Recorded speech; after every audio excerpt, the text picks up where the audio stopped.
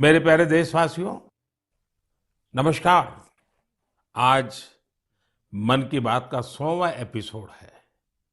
मुझे आप सबकी हजारों चिट्ठियां मिली हैं, लाखों संदेश मिले हैं और मैंने कोशिश की है कि ज्यादा से ज्यादा चिट्ठियों को पढ़ पाऊं, देख पाऊं, संदेशों को जरा समझने की कोशिश करूं।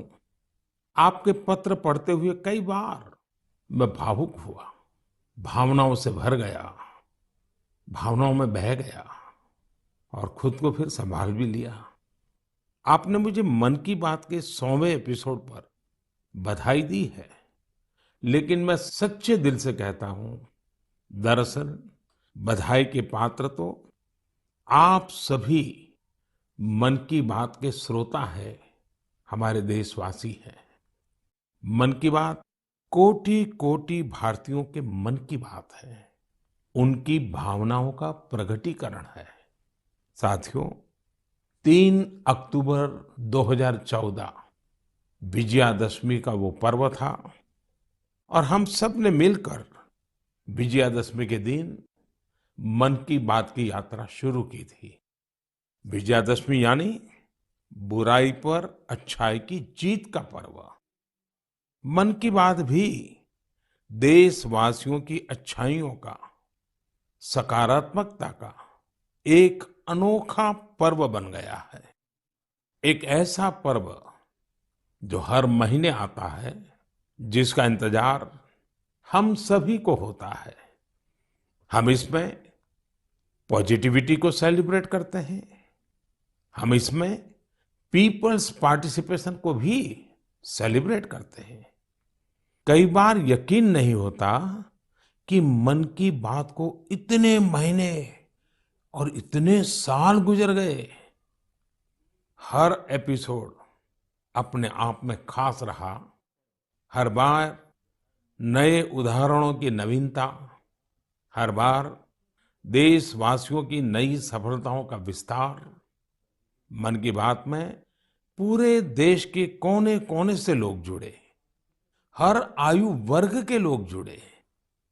बेटी बचाओ बेटी पढ़ाओ की बात हो, स्वच्छ भारत आंदोलन हो, खादी के प्रति प्रेम हो या प्रकृति की बात, आजादी का अमृत महोत्सव हो या फिर अमृत सरोवर की बात। मन की बात जिस विषय से जुड़ा वो जन आंदोलन बन गया और आप लोगों ने बना दिया। जब मैंने तत्कालीन अमेरिकी राष्ट्रपति बराक ओबामा के साथ साझा मन की बात की थी, तो इसकी चर्चा पूरे विश्व में हुई थी। साथियों, मन की बात मेरे लिए तो दूसरों के गुणों की पूजा करने की तरह ही रहा है। मेरे एक मार्गदर्शक थे, श्री लक्ष्मण राव जी इनामदार। हम उनको वकील साहब कहा करते थे।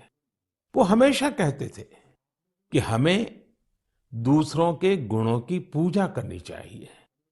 सामने कोई भी हो, आपके साथ का हो, आपका विरोधी हो, हमें उसके अच्छे गुणों को जानने का, उनसे सीखने का प्रयास करना चाहिए। उनकी इस बात ने मुझे हमेशा प्रेरणा दी है।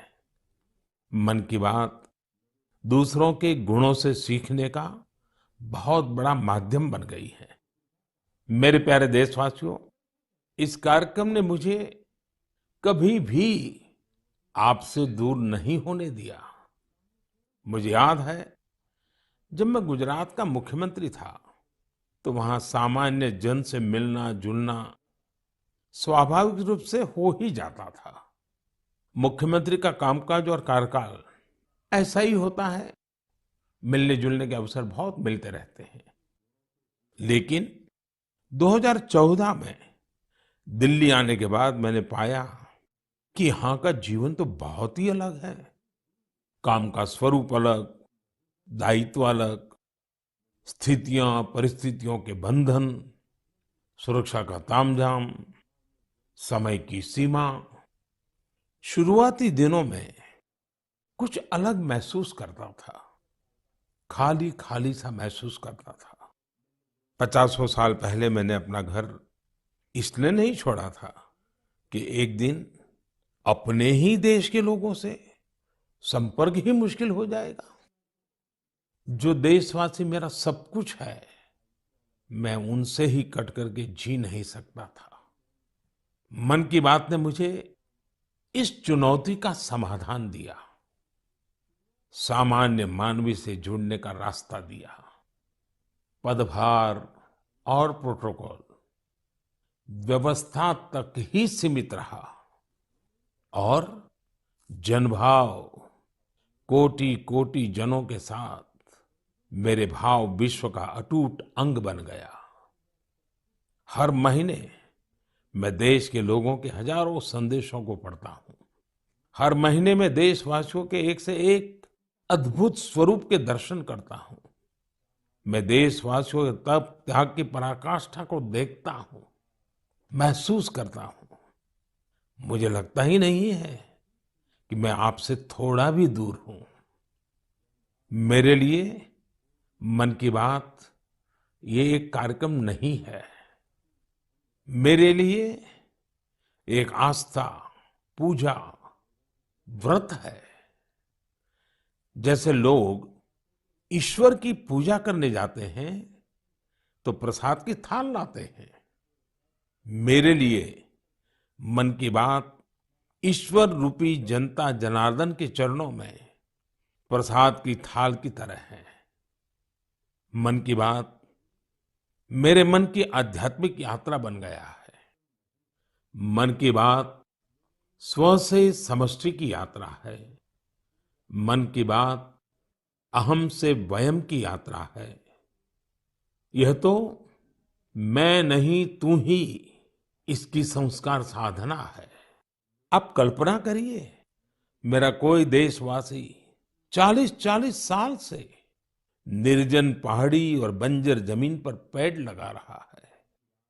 कितने ही लोग 30-30 साल से जल संरक्षण के लिए बावड़ियां और तालाब बना रहे हैं, उसकी साफ सफाई कर रहे हैं। कोई 25-30 साल से निर्धन बच्चों को पढ़ा रहा है, कोई गरीबों की इलाज में मदद कर रहा है। कितनी ही बार मन की बात में इनका जिक्र करते हुए मैं भावुक हो गया हूं।